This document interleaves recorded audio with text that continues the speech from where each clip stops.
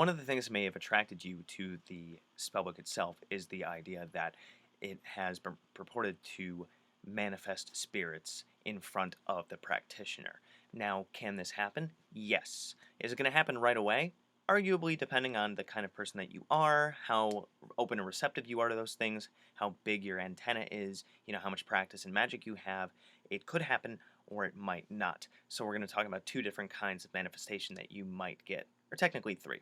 So one of them is, you might hear noises or something when you are working and you are reciting the prayer or something. That could be a sign that the energy is connecting with the spirit that you are calling to. So that is their way of being able to manifest something in this plane to communicate, because energetic beings are not of this physical plane. So they have to push really hard in order to make something physical happen. Think of it this way. Think of air, okay? How much force needs to be behind air in order for it to move something, like a chair, a trash can, or what have you? A lot of force, right? It's something arguably non-physical because it's a gas that needs a lot of force to push something physical. So spirits kind of work in the same way with that analogy. It takes them a lot of gusto and a lot of energy in order to, knock a cup over or, make a door shut, something like that. So if something like that happens when you are reciting the prayer, then take that as a good sign. I have another video on weird happenings. We'll get more into the, is it something else or should I be concerned about that? But that's later on. So another way that you can get an idea of whether or not you've made a connection with a spirit is you might have a thought that pops in your head that's not yours, or the visualization that you were trying to make suddenly changes, and then you get some other images that you weren't thinking about before. Your stream of consciousness gets more of a download. It gets something else in there, and maybe that's the spirit trying to communicate something to you about your intent or something like that.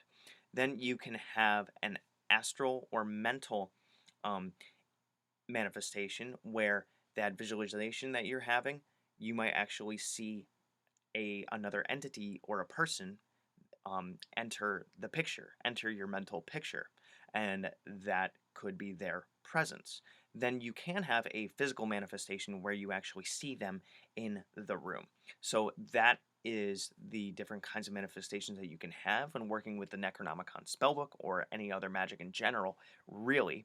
And these things come with time, with practicing in magic itself, energy work, meditation, visualization, because you're tuning yourself.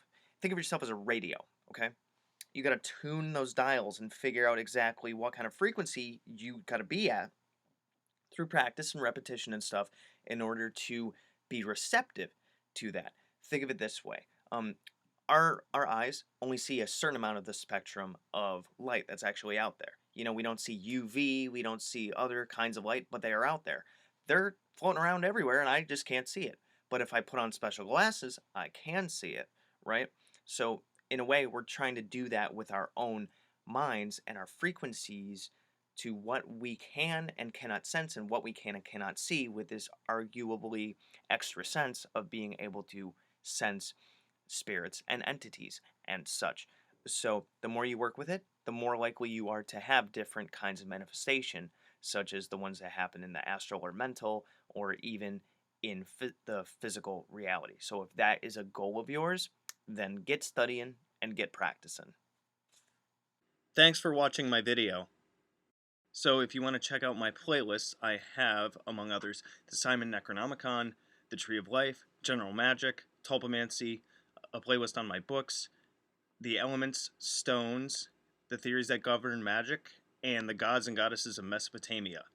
If you want to check out my books on Amazon, I have Creating Consciousness, Magical Mechanics, Magical Theater, Handy Sigil Magic, Magical Movement, which is an update and expansion upon Handy Sigil Magic, Magical Mastery, which is a combination masterwork of Magical Theater and Magical Mechanics, and The Guide to the Spheres and Beyond. You can also find me on Facebook at Magickology YT. You can email me at priestofthenecro@gmail.com, and you can even check out my Instagram, which is Magickology. And good hunting.